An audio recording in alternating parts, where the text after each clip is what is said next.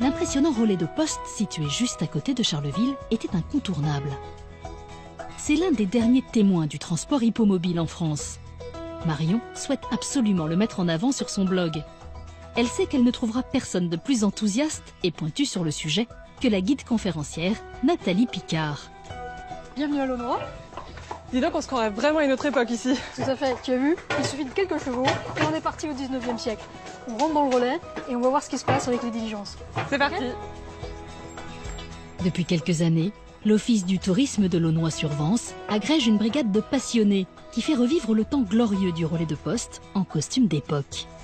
La plupart des attelages sont tirés par de robustes Ardennais, une race célèbre pour avoir notamment enduré la terrible campagne napoléonienne de Russie.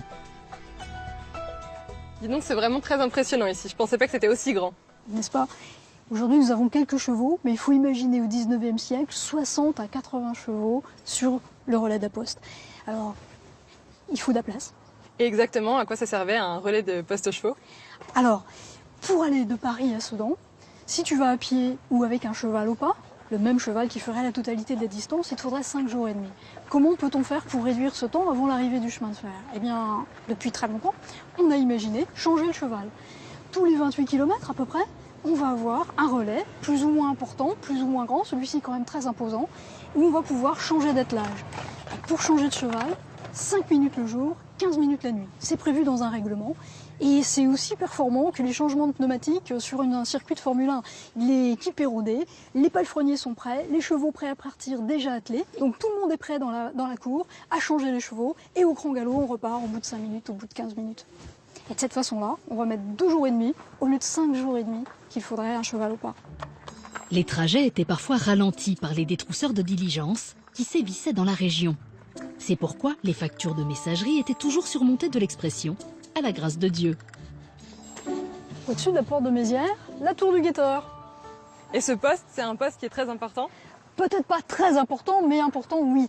Il est là pour annoncer l'arrivée des équipages, mais aussi surveiller les greniers. Parce qu'un départ de feu, ça mettrait à mal toute l'installation, il n'y aurait plus de fourrage pour les animaux. Mais le personnage le plus important, c'est sans aucun doute le postillon.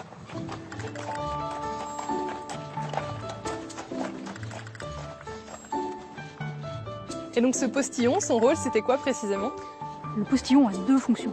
D'abord, il part avec l'attelage vers le relais suivant, sur le cheval porteur. C'est lui qui mène véritablement l'attelage. Et puis, une fois arrivé, l'attelage dételé, il va revenir pied levé, c'est-à-dire au pas, à son relais d'origine. Ça a l'air d'être un personnage qui est assez important. Est-ce qu'il avait des signes distinctifs? Tout à fait. Un joli costume rouge, plein de boutons, et puis surtout des grandes bottes qui le protégeaient, les bottes de 7 lieues. Et pourquoi 7 lieues? Et bien tout simplement parce que c'est la distance moyenne entre 2 relais. On va tout s'expliquer. Chaque bâtiment avait une fonction précise dans cette gare, où les équipages arrivaient généralement fourbus. Le plus important d'entre eux, c'était la halle. Waouh, c'est immense ce bâtiment. Attends, regarde. 15 mètres de haut, des poutres d'un seul tenant. Une grande halle. Et vu cette taille, je suppose qu'il y avait vraiment beaucoup de monde dans cette halle. Alors du monde, on ne sait pas, mais en tout cas des véhicules. Oui, bien sûr, les diligences qui font étape et qui vont entreposer ici, qui seront à l'abri, mais aussi tout le matériel agricole de la ferme, parce que c'est une ferme aussi. Alors après, qu'est-ce qu'il y a comme activité? Sans doute des gens qui sont là pour réparer, on ne sait pas. Donc finalement, le relais de poste, c'est quelque chose de très organisé. Tout à fait, très organisé, c'est ça.